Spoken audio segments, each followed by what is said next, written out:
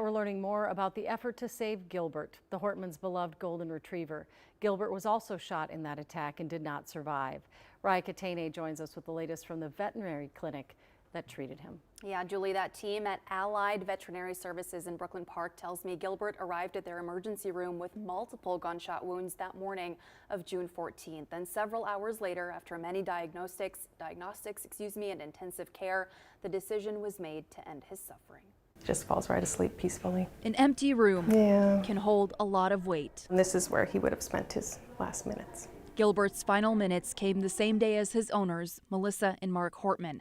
In this room, the 5-year-old golden retriever, suffering from multiple gunshot wounds, took his final breath. You know, at the end of the day, the least we can do for them is allow them to not suffer.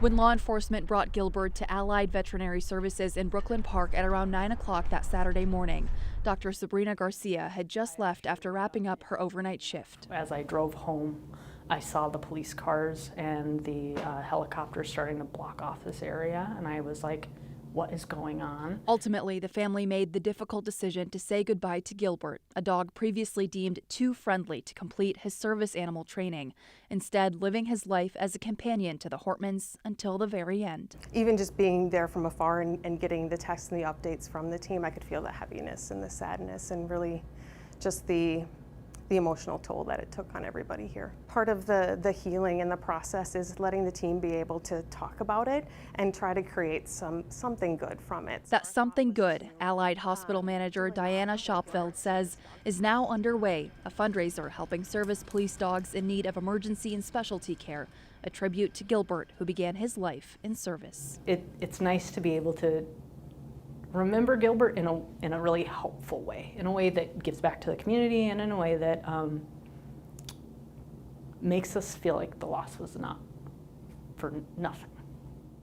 A final gesture of gratitude from those surrounding Gilbert in his final moments. Now, the team at Allied couldn't get into the specifics of Gilbert's injuries or the state that he was in, but ultimately they say they were just honored to be there by his side until the very end. And if you'd like to know more about the fundraiser we mentioned, you can find that on KARE11.com.